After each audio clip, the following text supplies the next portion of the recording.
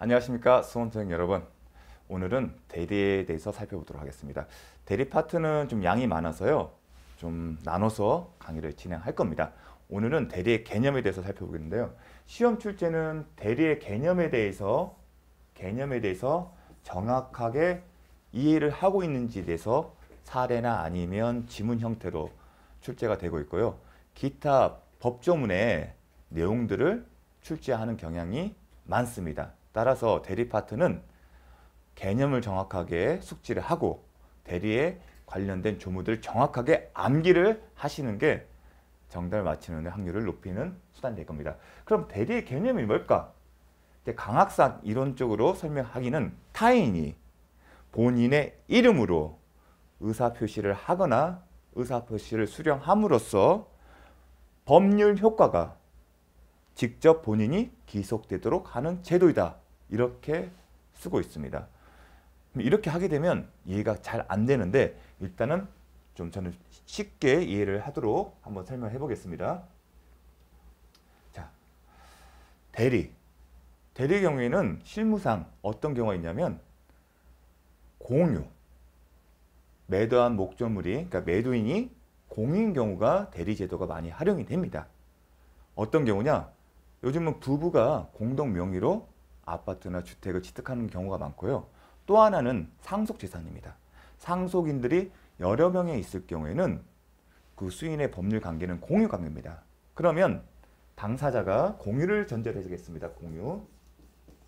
공유를 하는데, 예컨대 부부가 공동 명의로 취득하는 경우나 상속재산을 떠올리시면 됩니다. 공유는 되는데 이렇게 갑과 을이 있다고 가정을 하겠습니다. 여러 명일 수도 있습니다. 갑, 을, 병. 근데 매매계약을 전제로 하겠습니다. 매매계약. 그러면 매도인과 매수인이 있겠죠. 이들 사이에 이제 계약서를 쓰는 게 원칙입니다. 계약서를 쓸 때 이 공유자가 매도인이라고 가정하겠습니다. 매도인입니다. 원칙적으로 갑과 을이 매도인이 되는 거고, 매수인은 뭐 병이라고 하겠습니다. 그러면 우리가 부동산 매매계약서를 작성할 때 누가 참석을 해야죠? 원칙적으로는 갑과 을, 매도인 측이 참석을 해야겠죠. 그리고 매수인 측에서는 병이 참석합니다. 즉 통상적으로는 갑, 을, 병이 참석을 해서 매매계약서를 작성하겠죠. 통상적인 매매계약서에 되면 부동산 매매계약서가 있고요, 목적물 쓰고 그 다음에 계약금에 쓰고 중도금 장부인데, 맨 마지막에 이런 항목이 있습니다. 매도인 누구누구누구 주소, 뭐 성명, 연락처. 그러면 여기에 대해서 기명 날인해서 값 써놓고 인 쓰는데, 원칙적으로는 누굴 써야 하는 거죠? 두 명 쓰는 거죠. 매도인 1, 2, 을. 그 다음에 매수인 인적사항 쓰고, 그 다음에 병인. 이게 원칙적인 겁니다. 이건 본인들이 직접 출석을 해서 참석을 해서 작성을 하는 것이고, 이런 경우에는 대리의 문제가 아니겠죠. 그런데 좀 지우겠습니다. 이제 본인들이 출석을 했습니다. 그런데 아까 공유자 갑과 을이 있었죠. 이 사람들이 이제 매도인이에요. 매수인 병. 매매계약서를 작성합니다. 그런데 부득이한 사정으로 갑만 출석을 합니다. 즉 을은 불출석입니다. 참석을 않기로 했습니다. 그러면 계약서를 어떻게 쓰죠? 일단 매도인 1 씁니다. 원칙은 본인들이 출석을 했으면 갑, 인 이렇게 쓴다고 했죠. 근데 을이 출석을 못한다고 합니다. 그러면 어떻게 하죠? 갑이 을을 대리하여 계약서를 작성합니다. 보통의 경우는 대리인 갑, 본인이 이름 쓰고 을 쓰고요, 그 밑에 대리인 기재를 합니다. 이게 통상적으로 쓰는 계약의 작성 방법입니다. 물론 대리인 을이 출석을 않기 때문에 과연 을이 갑에게 대리 권한을 주는지 여부, 진정한 대리인지 여부를 확인하는 절차를 겁니다. 대부분의 개업 공인주택사들은 을에게 전화를 해서 지금 이런 당신 명의로 되어 있는 부동산을 매각하고 계약서를 작성하는데, 갑에게 그러한 대리 권한을, 체결 권한을, 계약 체결 권한을 주셨는지, 매매 대금이 얼마인지 다 아시는지 그런 계약의 전반적인 내용에 대해서 통화를 하고 그 대화 녹음을 녹음합니다. 심지어는 이제 수익형 부동산은 좀 가액이 고가의 수익형 부동산의 경우에는 카카오톡으로 왜냐하면 대리인 같은 보통 신분증을 확인할 수 있거든요. 의뢰. 그러면 그 사진과 비교를 합니다. 카카오톡 영상 통화를 하면서 그러면서 당사자에 맞는지 그 당사자가 다른 일방에게 대리권을 주었는지 여부에 대해서 이런 식으로 이제 계약을 체결합니다. 근데 중요한 것은 이 대리로 체결한 부분에 있을 때 이 해석 문제입니다. 뭐냐면 계약서는 작성 주체는 누굽니까? 쉽게 얘기해서 작성 주체는 을입니다. 하지만 계약의 당사자는 누구죠? 갑. 죄송합니다. 작성 주체는 갑이었죠. 갑이 혼자서 갑을을 다 작성합니다. 근데 계약 당사자는 누구죠? 갑을입니다. 행위 당사자와 계약의 당사자가 틀린 거죠. 계약 당사자 틀린다는 얘기는 이 매매 계약의 효과의 주체가 다르다는 얘기입니다. 이 계약 당사자라는 의미는 매매 계약의 효과도 갑을이라는 겁니다. 강학상으로 의사표시 아니겠습니까? 의사표시는 갑이 하는데 갑이 혼자서 다 하는데 왜 갑과 을의 계약 당사자가 되고 그 효과는 의사표시 때는 효과는 갑을이 지속되는지에 대해서 이제 이론적으로 접근을 하는 건데 결국은 이것도 하나의 의사표시의 연장이거든요. 그건 나중에 설명을 드리겠습니다. 그런 접근 측면이 있습니다. 하지만 이 병의 입장에서는 비록 갑이 계약서를 썼다고 하지만 계약 당사자를 누구로 보는 거죠? 갑과 을로 보는 겁니다. 제가 이렇게 하나씩 설명드리는 게 뭐냐면 대리의 개념을 위한 겁니다. 병은 갑이 을을 대리해서 계약을 썼다고 합니다. 갑 자신은 본인이니까 본인이 썼을 거고 을은 갑이 대리를 했다고 합니다. 하지만 계약의 당사자는 갑과 을로 인식하는 겁니다. 즉, 이 매매 계약의 법률 효과, 즉 법률이라는 것은 법적인 것은 권리 의무 관계 발생은 갑, 을과 병 사이에 발생한다고 생각하는 거지. 갑이 혼자서 갑과 병 사이에 단독 발생하는 게 아닙니다. 즉, 대리를 이용해서 법률 효과가 갑과 병에 대해서만 생기는 게 아니라 갑, 을과 병 사이의 문제로 인식을 하는 겁니다. 제가 지금 갑을을 지금 당사자 중에 한 명을 대리한 경우를 해서 혼선을 있는데 만약에 갑과 을을 X한 사람이 대리를 했다고 한다면 더 이해가 될 겁니다. 비록 X가 대리를 했다 하더라도 계약의 당사자는 갑, 을과 병이죠. 계약 당사자가 갑, 을과 병이라는 얘기는 이 매매 계약에 따른 효과도 갑, 을과 병 사이에 발생하는 거지 X는 전혀 무관하다는 겁니다. 자, 계약 당사자, 계약 체결은 X가 했지만 그 효과는 계약인 갑, 을입니다. 그런 어떤 의사표시의 행위자와 그 법적 기속의 효과가 달라지는 것들에 좀 그 부분에서 이제 접근을 하는데 그러한 효과 발생한 이유도 결국은 의사표시입니다. 갑, 을이 X에게 대리권을 주었기 때문에 그 법적 효과를 기속받는 거고요. 또 하나는 그럼 병의 입장에서는 행위자가 X지만 대리인이지만 갑, 을이 당사자 되고 갑, 을 사이에 법률가 발생하는 이유가 뭡니까? X가 내 법률 행위가 아니라 갑과 을에 유한 법률 행위라는 것을 표시를 했기 때문이다. 그게 현명주의입니다. 이제 그런 부분이 있는데 요건 또 하나씩 살펴보도록 하겠습니다. 일단 대리제도는 이런 것들입니다. 자, 그러면 한번 해볼까요? 대리인이 그 권한에 대해서 본인을 위한 것을 표현한 의사표시는 직접 본인에게 대하여 효력이 생긴다. 자, 아까 제가 대리라는 개념이 강학상 개념이었죠. 대리인이 결국은 타인입니다. 본인을 위한 것의 표시는 본인의 이름으로 의사표시는 법률행위죠. 본인의 이름으로 법률행위를 했다는 거니까 의사표시를 하거나 의사표시를 수령하기 경우에 그 법적 효과는 누구한테 있다고 했죠? 본인에게. 이게 대리 제도입니다. 예컨대 전항의 규정은 대리인에게 대한 제3자의 의사표시. 이건 수동적인 겁니다. 어떤 의사표시를 받는 겁니다. 앞에는 적극적으로 뭔가를 하는 거고 상대방한테 얘기를 하는 거고 요거는 반대입니다. 이 경우에도 대리제도는 똑같습니다. 보통의 이제 시험 질문은 이런 식으로 나옵니다. 갑 소유 X 건물이 본인 소유입니다. 그런데 을에게 매매 계약을 체결할 수 있는 권한을 줍니다. 그래서 병과 이제 하는 건데요. 일단은 대리인 을이 병과 매매 계약을 체결할 수 있는 권한 뭐냐? 갑이 을에게 매매 계약 체결할 수 있는 권한을 줬기 때문이다. 권리를 줬다. 그래서 수권행위입니다. 이걸 대리권이라고 하죠. 대리인은 이 대리권을 기초로 해서 현명주의, 이건 본인을 위한 것이라는 얘기를 하고서 대리 행위를 하는 겁니다. 다만 행위 자체는 의리하지만 그 효과는 갑과 병 사이에 생긴다는 거. 요 개념을 정확하게 숙지를 해주셔야 합니다. 자, 다시 한번 강조하면 대리행위 효력, 이게 이제 아까 이제 강학상 개념을 그대로 반영합니다. 대리인이 타인입니다. 의리입니다. 권한을 해서 수권 행위입니다. 이러한 행위를 할 수 있는 권한을 줍니다. 통상적으로 이임장이라고 생각하시면 됩니다. 이임장이면 이 매매 계약을 체결할 수 있는 권한을 주고 중도금, 잔금 수령할 수 있는 권한을 준다. 일체의 매매 계약과 관련된 일체의 권한을 수여한다. 이런 식의 내용의 이임장이 작성됩니다. 본인을 위한 것, 대리인 할 때는 이건 자기 행위 아닙니다. 일단 부동산 등기부를 보면 알 수 있겠죠. 부동산 등기부에는 갑으로 돼 있겠지 않습니까?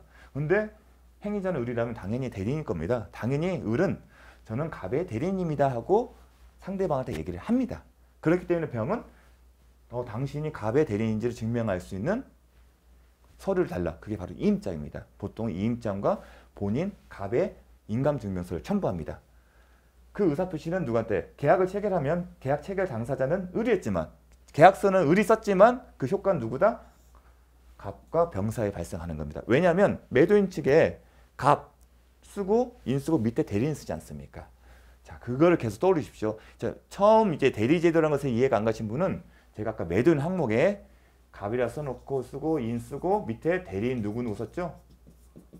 요 부분을 기억을 잘 하십니다. 이 의미가 현명하는 겁니다. 본인을 위한 걸 표시를 한 거예요. 그래서 갑한테 이게 효과가 하는 겁니다. 그래서 제가 이 부분을 말씀을 드린 겁니다. 자, 갑이 을에게 X건물을 팔아달라고 했다. 좀 전에 봤던 그림이었죠. 다시 한번 떠올리면 갑, 을, 병, 상대방, 본인. 등장인물은 본인, 상대방, 대리인입니다. X건물을 팔아달라고 했습니다. 을에게 대리인이거든요. 정확히 하게 되면 건물을 팔아다니는 업무를 맡긴 겁니다. 그는 이임이고요. 그 이임 안에 그 업무 수행을 위해서 대리권이 들어가 있는 겁니다. 자, 을이 대리인주에서 갑의 이름으로 병과 X한테 매매계약을 체결함. 대리인이 병과 매매계약을 체결해서 누구 물건이냐? 갑소의 물건을. 계약성 작성 주체는 을과 병이었지만 계약서에는 누가 이름 당사자도 있죠? 갑과 병이 나오고 대리인은 갑 밑에 대리인 기재되겠죠. 중요한 것은 이 개념입니다.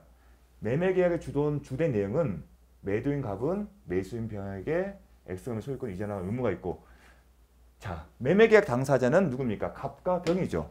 매매계약에 따른 효과, 매매계약 효과가 주된 게 무엇입니까? 부동산 소유권을 넘겨주는 거고 매수인은 매도의 대금을 지급하는 겁니다. 그 당사자가 누굽니까? 갑과 병이라는 겁니다. 을이 아닙니다. 을은 아닙니다. 비록 계약서는 을이 있었지만 그걸 의미한 겁니다. 매도인 가면 매수인 병에게 X건물의 소유권 이전할 의무가 있고 계약 당사자이기 때문에 매수인 병은 누구에게 매매 대금을 지급할 의무가 있습니다. 계약 당사자는 갑, 병이기 때문에 그거랑 혼동하시면 안 됩니다. 비록 대리인이 계약서를 썼지만 계약의 당사자의 법률 관계는 갑과 병 사이에 발생하는 문제다. 즉 대리인이 개입됐다 하더라도 그냥 본인들의 계약서를 썼다 생각하시면 되는 겁니다. 매매 계약을 체결한 행위자는 갑이 아닌 을이지만 지금 대리인이죠. 을이 갑을 대리하여 병과 체결한 매매 계약 효력은 을이 아닌 갑에게 미칩니다. 자, 대리인이 등장을 하더라도 그냥 법률 관계는 본인들이 직접 계약을 체결했다고 생각하시면 되는 겁니다. 이해되시겠습니까? 포인트는 그겁니다. 여기서 이제 대리의 개념에 대해서 좀 생소하신 분한테는 계약서 쓴 사람 을이기 때문에 을과 병사 을이 병에게 소유권을 넘겨주고 병이 을에게 대금을 주는 거 아니야? 그렇게 오해할 수 있는데 그렇지 않다는 겁니다. 원칙적으로. 자, 이제 이런 어떤 개념 문제가 이제 출제가 되고 있습니다. 31회 이렇게 나왔습니다. 갑은 자신의 X부동산의 매매 체결에 하는 대리권을 이렇게 딱 설정을 합니다. 매매 계약 체결입니다. 체결에 관한 권한을 수여를 했습니다. 수권행입니다. 즉, 갑, 을, 병, 대리인, 상대방, 본인. 아까 보니 이게 수권행이었죠? 대리권을 주는 행위입니다. 을은 갑을 대리하여 아예 문제에 대해서 대리하고 명시했습니다. 병과 매매계약을 체결하였다. 매매계약서는 을과 병 사이에 체결을 했다는 겁니다. 갑은 을에게 대리권을 줬고 계약서는 을과 병 사이에 작성을 했다. 그런 의미입니다. 옳은 것은 계약이 불공정한 법률행위인지 문제가 된 경우 매도인의 경설, 무경험 및 군박 상태 여부는 을을 기준으로 판단한다. 이거 많이 보던 지문이죠. 제가 강조를 했습니다. 뭐가 틀렸죠? 지금 대리인을 기준으로 판단하는 게 맞는데 뭐죠? 경솔과 무경험은 대리인을 기준으로 하지만 군박은 어떻다? 본인을 기준으로 한다고. 자주 출제된다는데 계속 출제가 되고 있죠. 을은 갑의 승낙이나 부등한 사유가 없더라도 복대인을 선임할 수 있다. 이건 복대인이 선임, 이미 대리인의 선임 조건인데 원칙적으로 복대인을 선임할 수 없고 예외적으로 승낙이나 부등한 사유가 있어야만이 선임을 할 수가 있습니다. 그래서 X지문인데 다시 배울 겁니다. 해당 사항은 요겁니다. 을이 병으로부터 대금 전부를 지급받고 아직 갑에게 전달하지 않았더라도 특별 사정이 없는 한 병의 대금 지급은 면제된다. 자, 계약의 매매계약의 을과 병이 체결하게 되면 효과는 갑과 병 사이에 있죠. 법률 매매계약 효력이 있다. 이제 당사자 둘이서 계약을 썼다고 생각하십시오. 그러면 갑은 병에게 부동산의 소유권을 넘겨줄 의무가 있고 병은 갑에게 매매대금을 지급해야 합니다. 근데 대리인이 있어요. 병이 을에게 매매대금을 줬습니다. 실무에서는 이런 일이 거의 없고 그렇게 해서는 안 됩니다. 여러분께서도 그렇게 권해서도 안 되고요. 근데 이론적으로는 병이 을에게 줬습니다. 직접 준 게 아니죠. 그런데 전달했으면 상관이 없겠죠. 근데 전달을 안 했대요. 그러면 병이 대리인 을에게 매매대금을 지급한 것이 본인에게 지급한 것으로 볼 수가 있는지에 대한 질문입니다. 또 실무적으로 그런 의미죠. 병이 을에게 매매대금 전액을 지급한 것으로서 소유권 이전 등기를 청구할 수 있느냐 문제입니다. 이제 동시에 항변권을 저지할 수 있냐 그런 문제가 되는데 그러면 그 의미는 뭡니다. 매매계약 체결에 대한 대리권을 줬어요. 여기에 대해서는 지금 매매대금에 대한 아무런 언급이 없어요. 그러면 질문은 그거 뭡니다. 갑이 을에 대해서 매매계약 체결에 대한 대리권을 줬다고 하는데 그 의미에는 이 매매계약 체결에 따른 병이 갑에게 지급해야 할 매매대금의 수령 권한도 을에게 주었는지에 대해서 해석의 문제인 겁니다. 거기에서 판례는 매매계약 체결 대리권 안에는 대리인이 매수인이 지급하는 매매대금도 수령할 수 있는 권한이 있다고 판단하고 있습니다. 즉 매매대금 수령할 권한이 있기 때문에 을이 갑에게 전달하지 않았다 하더라도 지급한 순간 매매대금을 지급한 효력이 있다는 겁니다. 그걸 묻는 겁니다. 근데 현실에서는 거의 이제 발생할 일이 없겠죠. 왜냐하면 실무적으로는 당사자 명의의 통장을 입금합니다. 매수인 입장에서. 결코 제3자의 명의를 지급해서는 안 되고요. 본인 명의의 통장에 반드시 송금을 하는 게 맞습니다. 그리고 공인중개사도 그렇게 권하여야 합니다. 자, 을의 대리권은 특별한 사정이 없는 한 병과의 계약을 해제할 권한. 해제는 체결된 계약을 없애는 거예요. 그런데 매매계약 체결에 대한 대리권만 줬습니다. 계약을 체결하라고 했지 체결된 계약에 대해서 없애는 것은 상반된 겁니다. 그래서 원칙적으로 해제할 권은 특별한 사정이 없는 한. 이게 뭐냐면 의사표시 해석상 수권행위는 갑이 을에게 주는 거기 때문에 주는 범위를 정할 수가 있어요. 그러니까 매매계약 체결 권한은 것뿐만 아니라 해제할 권한도 줄 수도 있다는 얘기입니다. 그래서 특별한 사정이라는 겁니다. 특별한 사정이라는 것은 갑이 을에게 줄 수도 있기 때문에 이런 표현을 쓴 겁니다. 그래서 해제할 권한을 포함한다? X입니다. 원칙적으로. 체결한 권한이기 때문에. 해제는 반대에 있는 거죠. 을이 미성년자인 것. 즉 대리인이 미성년인 거 갑은 을이 제한능력자인 이유로 계약을 취소할 수 있다? 없습니다. 이거는 나중에 배울 겁니다.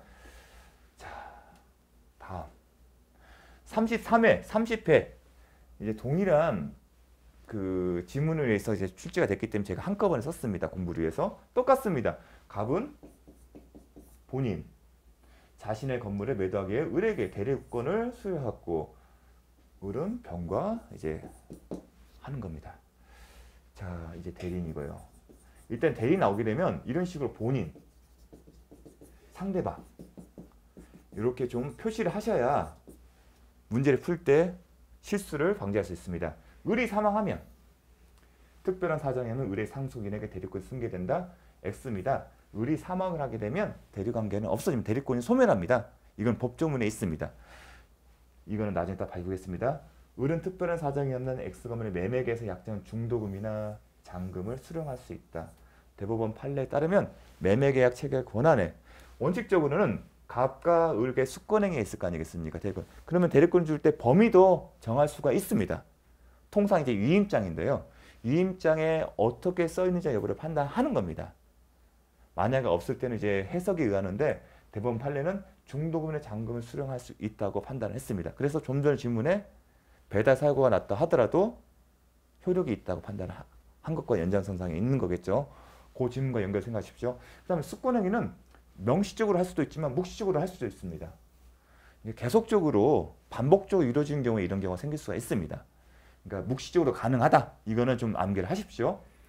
을이 대리행위를 하기 전에 을이 병과 만나서 이제 대리행위를 하는 거겠죠.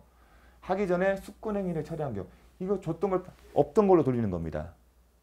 자, 철회라는 표현을 썼다는 것은 뭐냐면 아직 갑이 을에게 매매계약 체결 권한을 줬어요. 줬는데 을이 그 대리권에 기초해서 병과 매매계약을 체결하기 전이라는 얘기입니다. 하기 전에 철회를 한 경우 그럼 대리권이 없어지겠죠. 그렇게 매매계약 체결하기 전이기 대리행위를 하기 전이기 때문에 대리권을 소멸한다. 이렇게 해석을 하는 겁니다. 만약에 했다면 다르겠죠. 할 수도 없겠죠. 양해를 구해야 합니다. 그래서 포인트는 하기 전입니다. 하기 전에 수권행위를 철회했다. 그러면 당연히 대리권 소멸한다. 맞는 질문입니다. 자, 을은 갑의 허락이 있으면 갑을 대리하여 자신을 X건물에 이건 자기계약입니다. 요거는 다음 편에서 배우겠습니다. 을이 한정훈견의 개신 심판을 받을 경우 이제 대리권 소멸 사유인데 이것도 넘어가도록 하겠습니다. 다음에 배우겠습니다. 자, 이런 식으로 이건 법조문입니다. 이건 법조문입니다. 법조문. 그리고 자주 출제되는 건데 이걸 종합적으로 묻는 겁니다. 뭐 행위 능력 파트 따라서 묻는 게 아니라 묶어서 종합문제 형태로 나오는 겁니다. 갑은 특별한 사정이 없는 한 언제든지 을에 대한 수권행위를 처리할 수 있다. 맞습니다. 내가 줬지만 특별한 사정이 없는 한 할 수도 있습니다. 이건 특별한 사정이 없는 똑같습니다. 뭐 수권을 줬으면 나중에 처리 못한다. 갑과 갑이 할 때 그렇게 서로 얘기를 할 수도 있다는 겁니다. 언제든지 수권을 처리할 수 있다. 맞는 얘기입니다. 분류식행위다. 어떤 행위에 요식행위가 필요하지 않습니다. 묵시적으로 가능하고 구두상으로 가는 거고 뭐 서면을 할 필요도 없습니다. 요식행위라는 얘기는 어떠한 형식을 갖춘다는 겁니다. 형식을 갖춰야만이 효력이 있다는 건데 수권에는 그럴 필요가 없다는 겁니다. 네가 가서 대신 계약 체결 권한 좀 해봐. 이렇게 말로써도 대리권 수여를 할 수 있다는 얘기입니다. 묵시적인 방법에 있어도 가능하다. 계속 반복적으로 출제되고 있죠. 이 표현들은 정확하게 기억을 하십시오. 근데 왜 이렇게 혼동의 소지가 있냐면 대부분은 위임장을 쓰기 때문에 혼동의 소지가 있는데 이론적으로 그렇지 않다는 겁니다.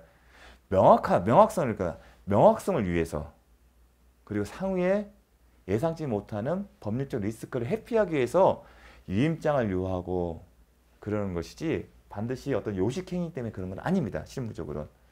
실무적으로 이제 그렇다고 해서 요식행위가 아닙니다. 이론적으로 이렇게 불요식행위고 묵중 방법 가능한데 거래 관행상 나중에 분쟁의 소지를 미연에 방지하기 위해서 명확하게 하기 위해 어떤 명확하게 조치를 취한 겁니다. 그렇게 해야 하는 거고요. 공인중개사 개입을 했으면. 또 똑같은 겁니다. 갑은 자신의 엑스토지를 매도하기 위해 을에게 대리권을 수여할 것 똑같죠. 계속 반복되죠. 29회, 30회, 33회, 34회, 33회 다 이런 식으로 이 지문의 대리권의 개념을 대리행위의 개념을 묻고 있는 겁니다. 을은 갑을 위한 것임을 표시하고 표시하는 거예요. 현명주의라고 합니다. 현명주의. 현명주의도 말로써 적극적 표시했지만 묵시적으로도 가능합니다. 왜냐하면 소유자가 등기부상 확인된 것과 행위자 다르면 묵시적으로도 가능하거든요. 그래서 현명주의, 엑스토지의 병과 매매를 체결했다. 제가 계속 그랬던 겁니다. 갑, 을, 병. 이 관계 항상 써주십시오. 본인.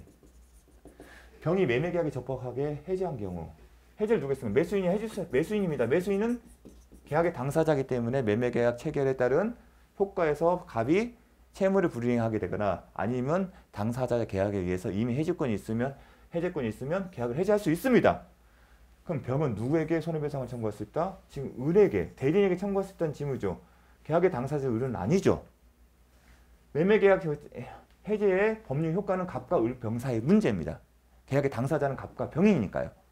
그걸 묻는 지문입니다. 정확하게 기억하십시오. 병이 매매계약을 적법하게 해제하면 똑같이 해제했으면 원상회복 의무, 해제에 따른 원상회복 의무가 있습니다. 원상회복 의무는 병이 갑에게 매매대금 줬으면 그걸 돌려주는 거고요. 갑이 병에게 소유권을 넘겼으면 말소를 시켜주는 겁니다. 그게 원상회복 의무입니다. 당사자니까 갑과 병의 문제입니다. 원상회복 의무는. 이해되시겠습니까? 원상회복 의무는 뭐냐면 매매계약의 효과에 따라서 병이 갑에게 매매대금을 주고 갑은 매매대금 전액을 지급받은 후에 소유권을 넘겨주는 상태를 전제하는데 그 넘어간 상태에서 계약을 해지했다는 겁니다. 그럼 해지에 따르면 원상회복 의무 효과가 있는데 그 내용은 그겁니다. 병은 갑에게 돌려달라 매매대금. 갑은 네 앞으로 병 앞으로 이전 등기된 소유권을 말소해달라. 그게 원상회복 의무입니다. 그런데 누가 부담한다? 갑과 병이 부담합니다. 계약 당사자는 갑과 병이기 때문에. 만약 갑이 체결과 매매계약 체결 권한과 이행에 관하여 이행에 관한 건 뭐겠을까요? 갑은 매도인이겠죠. 그럼 이행의 문제는 결국은 매매대금의 지급에 관련된 거겠죠. 포괄적인 내용은 특징돼서 하는 게 아니라 포괄적으로 상당한 권한을 줬다는 얘기입니다. 수의한 경우 을은 특별한 사정이 없는 한 약정된 매매대금 지급기를 연기해줄 권한도 가지한다. 즉 우리가 계약금을 받고 중도금 언제, 매매자금 언제 정하지 않습니까? 근데 매수인 병의 사정에 의해서 중도금과 잔금의 일자를 좀 변경해달라고 요청하는 경우도 있습니다. 그 경우에 포괄적 이행에 관한 어떤 답을 써놨습니다. 이행이 바로 그런 얘기 아니겠습니까? 중도금, 잔금 언제 지급하느냐. 거기에 대한 대리권 했다면 거기에 연계해줄 권한도 포함되는데 또 헷갈릴 수 있으니까 포괄적으로 써놨습니다. 이거는 이 지문 자체를 정확하게 좀 이해를 하시고 연결을 시켰으면 좋겠습니다. 이 지문은 이제 특별하게 자주 반복되지는 않습니다.